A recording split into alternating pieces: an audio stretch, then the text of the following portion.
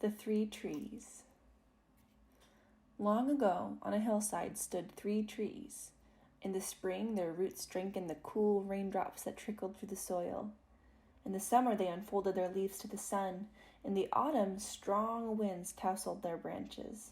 In winter, they rested under the sparkling snow.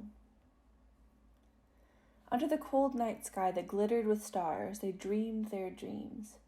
"Mine," said the first tree, "is of riches. I want to be made into a beautiful chest that will hold the finest treasure." "Mine," said the second, "is of power. I want to be made into a proud ship in which a mighty king will travel around his domain." The third tree sighed in the breeze.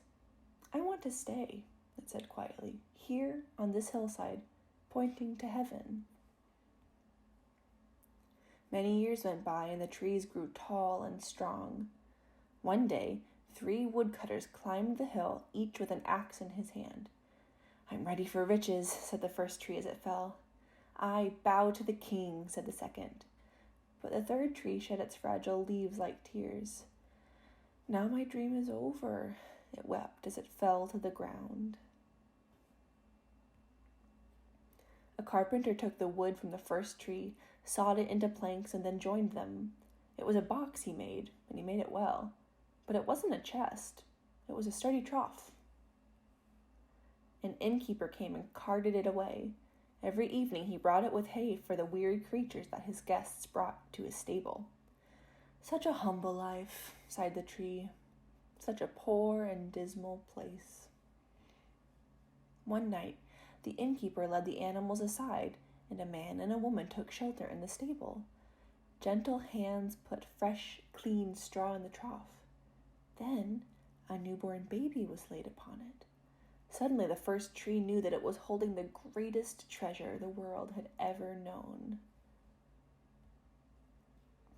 A shipwright took the wood from the second tree, and he sawed it and shaped it and smoothed it and sealed it. Fishermen came and trundled it away.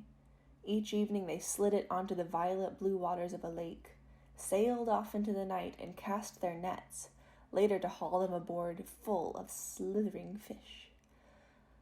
"Such a weary life," said the tree, "and among such ordinary people."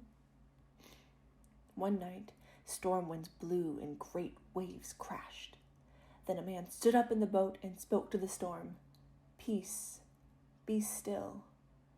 At once there was calm, and the second tree knew that it was carrying the mightiest king the world had ever known. The wood from the third tree was roughly hewn and left in a woodyard, almost forgotten. Then one day came a clamor of voices. "Any wood will do it. Fetch it quickly." Rough hands grasped the wood and hastily made a cross.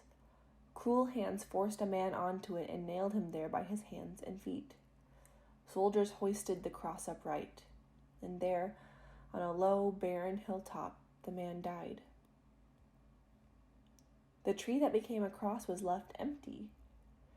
As the sun sank low, it felt despair deeper than it had ever known.